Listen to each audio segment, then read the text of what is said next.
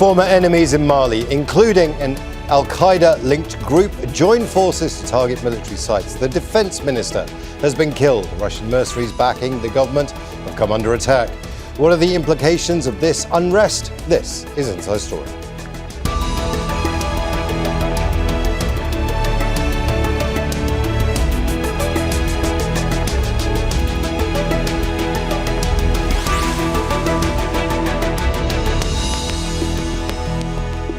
Hello and welcome to the programme. I'm Imran Khan. A wave of attacks in Mali has taken government forces by surprise. They were carried out by two groups, one linked to Al-Qaeda. Until recently, they had been fighting each other.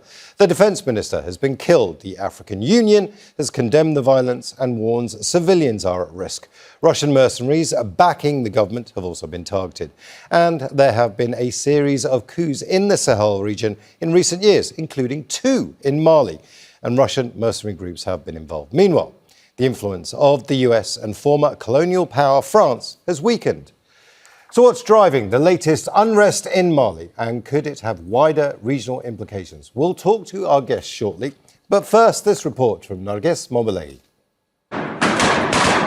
Armed groups launching a coordinated attack across Mali and killing the country's defence minister. They are from two groups, the Tuareg-led Azawad Liberation Front, known as the FLA, and the Al-Qaeda-linked JNIM. They once fought each other, but they are now fighting together against Mali's military junta. They targeted areas across the landlocked West African country, including the capital Bamako, Kati on its outskirts, the towns of Savaré, Gao, and Kidal near Algeria. Fighters seen here in Kidal, where the FLA say the town is now under its control. We are here in the city of Kidal, and we have returned once again. We informed the Malian army that we have formations in Gao, Bamako, and everywhere the enemy is present. This vehicle was seized from a house where the governor of the Kidal region had been staying, following clashes with army elements there. We will take control of all cities and pursue the oppressors. After several hours, the army said the situation was under control, even as fighting continued. Several terrorists were neutralized and equipment was destroyed. The operation continues. The situation is under control. The General Staff of the Armed Forces calls on the population to remain calm and show discernment. The scale and coordination of the attacks appear to be unprecedented, putting further strain on the military junta. They took power after a coup in 2020 and installed General Assimi Goita as president after a second coup in 2021. Despite pledging to hand over power to civilian leadership, the junta has remained in office. Under General Goita, Mali has ended its security agreement with its former colonial occupier France and ordered its troops to leave. It's also thrown out a 13,000-strong UN peacekeeping mission and terminated a peace deal with the FLA. Mali left the West African regional bloc known as ECOWAS. Instead, it's formed an alliance of Sahel states with Niger and Burkina Faso. The junta has just 40,000 soldiers to secure the country. They're fighting Tuareg rebels, Al-Qaeda-linked groups and ISIL affiliates. And it has turned to Russian mercenaries to help. That has not been enough. JNIM fighters now control large parts of Mali and are closing in on Bamako. The city has been under siege since last September, when the JNIM imposed a fuel ban and blocked supplies. And by seemingly working with other factions, the group is leaving the government with an increasingly difficult fight on its hands. Narges Mobilei, Al Jazeera for Inside Story. Now let's bring in our guests. In Dhaka, Ojewale, who is the regional coordinator for West and Central Africa at the Institute for Security Studies in the French city of Normandy, Nicolas Normand. a former French ambassador to Mali and vice president of the Friends of Mali Association. And in Abuja, Ovigwe Eguegu Policy Analyst at Development Reimagined, an independent African think tank and a specialist in West Africa and Sahel geopolitics. A warm welcome to you all. I'd like to start in Dakar with Oluwole. Now, the headlines here are that former enemies are now working together to try and topple the government. Did that come as a surprise to you? Well, to a large extent, it wouldn't come as a surprise because I think they have a central political objective. The separatist movement that started in the 2012 have a political objective, even though I think they do not have a nationwide objective in terms of, because they want to carve out a nation out of the northern Mali, close to Algeria, and perhaps to make Kidal their capital, because in the last 2 to 3 years, we've been seeing the falling of Kidal and the regaining on the part of the military. Whereas the JNIM seems to have a much more broader objective, which I think it's a strategy that they have copied from their other franchises of a terrorist group, particularly those ones in the Middle East. And I think they found a common ground as they have seen the military government as their common enemy. And that is what possibly provided the recent complementary attack that they've carried out. And owing to the fact that there are also other forms of convergence in terms of logistics support, in terms of recruitment, because they are also drawing from the same pool. So I think a lot of things actually bind them together to be able to actually carry out this particular attack that they carried out yesterday. Now, I want to go to Abuja now and Ovigwe. Ovigwe, is almost the same question to you. Did this come as a surprise, the coordination from the groups, or is this something that you think people and yourself have been predicting? Not necessarily predicting, but certainly what wasn't out of the equation, because just like the previous speaker said, they do have a shared objective, which is the shared enemy being the Malian state.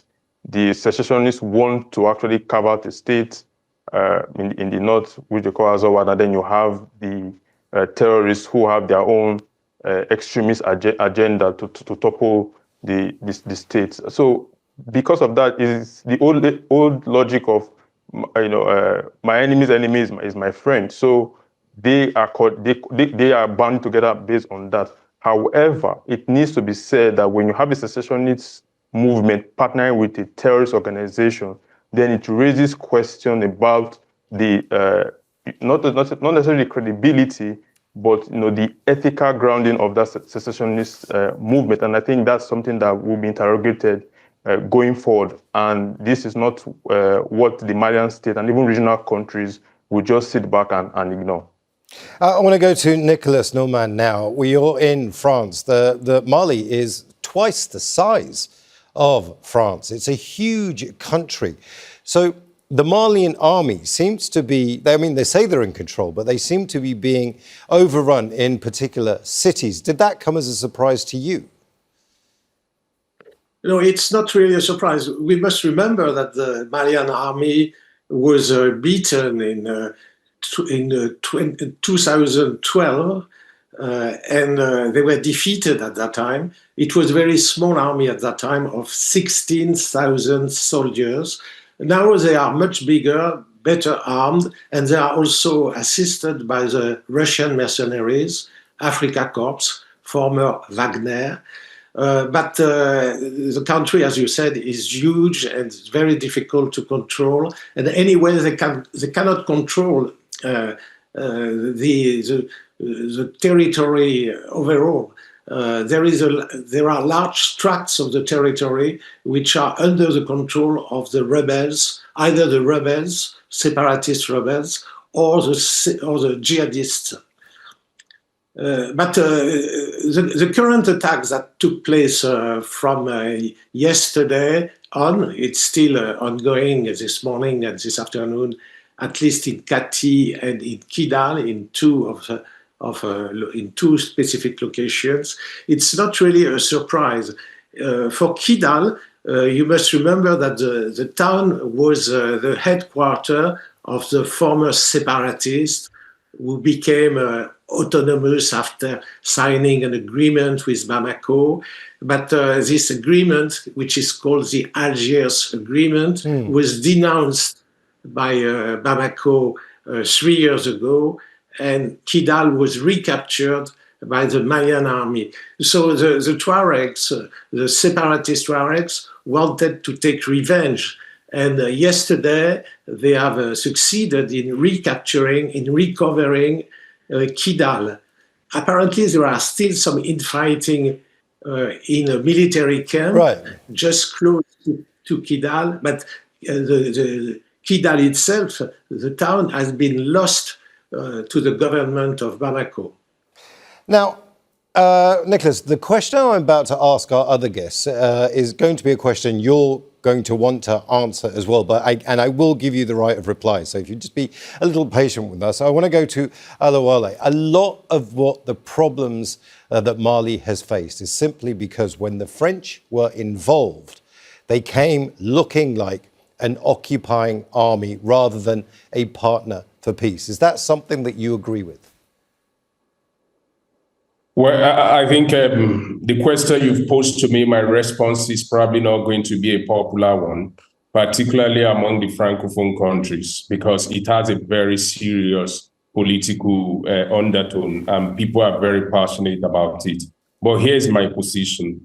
When you look at the minimal results in terms of security provisioning that was achieved within the time of the G5 Sahel and other form of intervention that took place, and what has been the scale and the threats of terrorist attack in the past 5 years now, I think the result speaks for itself.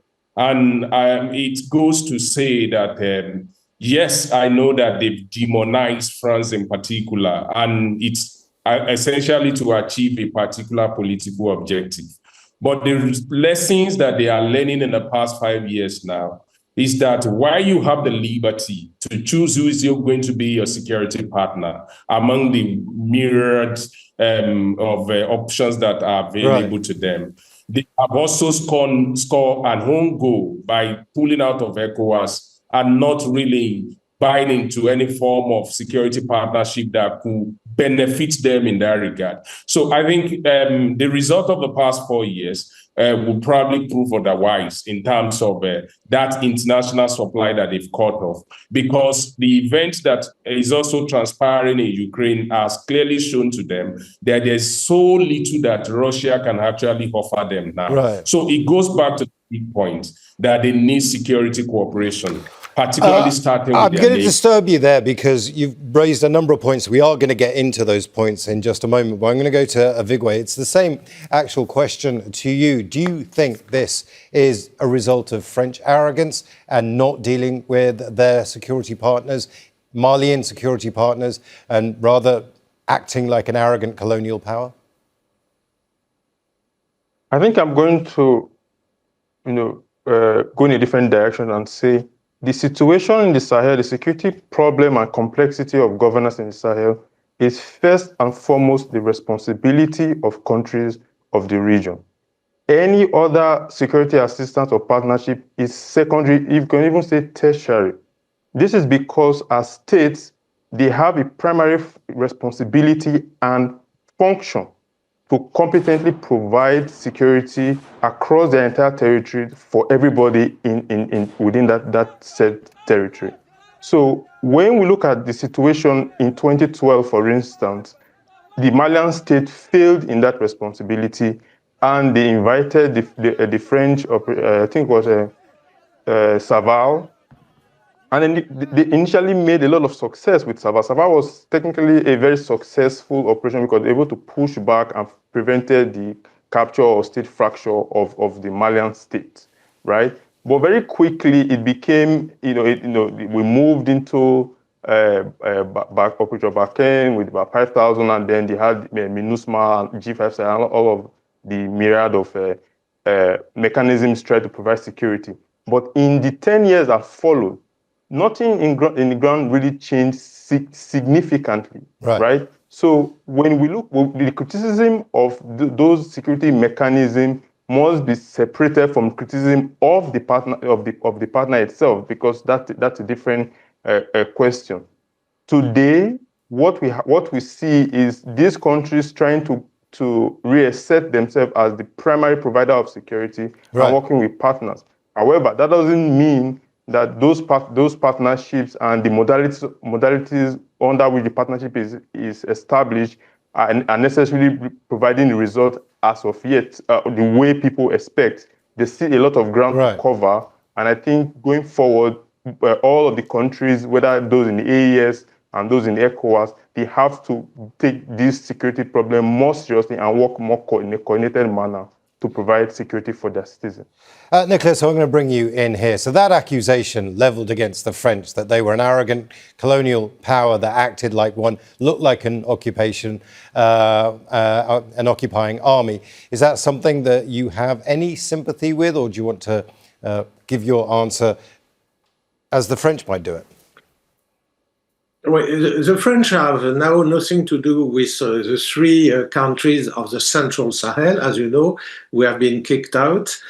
So now the Russians have taken over, more or less, at least not the official Russian Nicolas, army. I'm going to stop you there. I did ask about the French. I want to, but particularly when they were there, this was when they were fighting Al-Qaeda and they were fighting ISIL. Yes, they were unable to gain control on the situation. The French army, which was called Barkhane at the time, which left now 3 years ago, was unable to have a victory against the jihadists because they were only 5,000. The territory is extremely large. The jihadists are probably more than 5,000, and it was an asymmetric war, and it was not a success, it was a failure for the French army. And so the Malians finally kicked out the French army. It's understandable because there was no success, and also because it was it was regarded more or less as an occupying army, because it was a foreign army coming from the former colonial power. And it was not very respectful of the local sovereignty as well, because the French army fought on its own without really associating itself with the Malian army. So there were many mistakes, in my opinion, made by the French army, which are acknowledged now in France. And so our defeat or our failure was not really a surprise. But we have stayed we used to stay about 8 years, but 8 years without really success at the end. Now, I want to bring in Oluwole here. Let's talk about the modern state of affairs, because after the French and that failure that took place, you invited in the Wagner group, which was a Russian mercenary group, and then came in was the Africa Corps, as they're called now. Now, this was supposed to be a peacekeeping effort. Clearly, in your opinion, has this failed? Yes, I think there's multiple failure. And like I mentioned earlier, the starting point is with the state. And I think the military government generally is distracted. They are distracted by focusing on local politics, how they are going to banish the politicians, ban political parties, and at the same time trying to gain legitimacy. And they also, in the midst of that, have to prioritize regime protection. And that is the reason why it appears that the last place that the terrorist groups are interested in now is Bamako, because that is about maybe the solid ground that the army is actually holding on to. Right. And if you look at the replacement in terms of the Africa Corps, the Wagner group that has come in, there is very little that Russia could provide for these regimes across the three countries of Central Sahel. Yeah. So even Russia is looking for arms in Iran and North Korea and all these places. So I think the Putin is just keeping them as his satellite orbits in the Sahel, not really that he can really offer them so much. Right. And that is the reason why the military, the army in those countries have become extremely overwhelming in the recent time. And if you look at armed conflict event location database or shared media on a daily basis, I think the result is staring everybody in the face that the current security framework by Malian government and its affiliates in the other two countries of Niger and Burkina Faso, with their sole security partner, is not delivering results for the citizens. Well, let's go to Ovigwe. Ovigwe, you've already said that, you know, the Sahel states themselves, Mali themselves, need to get their house in order and look after their own security. You tried it with the French, it didn't work.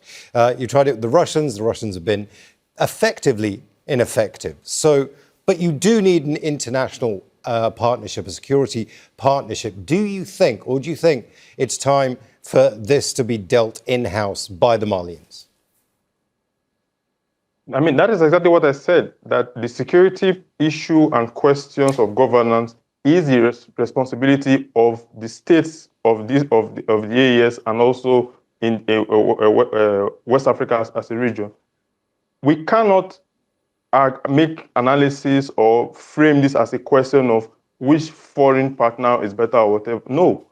If you look at the trend within these countries, they are increasing their armies, they are getting more weapons across different platforms that they didn't have before. Just at the same time, we're seeing the jihadists increasing their capabilities as well too. For example, FPV drones have been reported to have been used in this recent attack. Where are they getting those things from? They didn't have that during 2012, during Bakan or Saval, right? So we have a situation where countries in the AES are increasing their capability every single day. Even countries like Burkina Faso, for instance, now controls more territory than it did just about 5-6 years ago. So fatalities may be still be recorded, but I think one of the most important things we have to look at is territorial control. And that is why you would see that Mali would race very quickly to regain Kidal, because when you are a military government, your primary responsibility being security as a state, then if you are a military government, you cannot fail in that regard. And Kidal has been a symbol or as it were of success that they've recorded. So Ovigwe, sorry, we are tight on time, and I want to come back to you as well, but I want to go to our other guests as well. I'm going to go to Nicolas now. Nicolas, one of the things that history has taught us, recent history has taught us, that negotiating a diplomatic solution, negotiating a political solution with groups like Al-Qaeda, with groups like ISIL, is almost impossible, if not very difficult. There's only one successful example, and that was in Syria, and that took a civil war and a change of heart to be able to get there. So if there's no, do you think, firstly, is there a political solution here? Or is it, like our guest Nabujis has said, you've got to take town by town by town, and the Mali authorities need to, assert authority? Yes. I am convinced that there is no military solution to the current conflict in Mali and in the Sahel.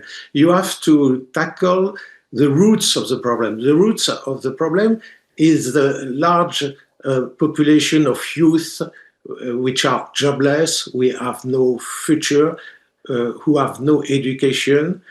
So they are in a desperate situation, and they rebel against the government. They rebel against everybody. They become rebels, and they are indoctrinated by the jihadist groups or also by the separatist groups in the north. So you have to tackle this situation both socially, economically, and also politically by trying to negotiate with those groups. There used to be a negotiation with the separatists that achieved the Algiers Agreement, which was signed in 2015. There were many defects in this agreement, but it could have been improved. It could have been implemented. Instead, it was denounced by Bamako. So the war resumed with those separatists, and this is what we see just now. With the jihadists themselves, it's also possible to negotiate. I think Yad Agali, with the head of the JNIM, the local subsidiary of Al-Qaeda, would be ready to negotiate. Bamako, the junta, is not ready for the time being, but many people, many political personalities, political people, ask for a negotiation, and I think it's necessary at a certain stage to negotiate, at least to ask what they want and to look for a possible compromise. Sorry, Nick, I want to put that point, Nicolas, I want to put that point to our guest in Dakar, because it's very, very important. Oluwole, a generational change is what Nicolas is saying, that you need, employment, you need education. That's a generational change. Short term, can you negotiate with the FLA? Can you negotiate with the JNIM, do you think? It's a very tough call now. And the reason is simple. So what is that negotiation going to look like?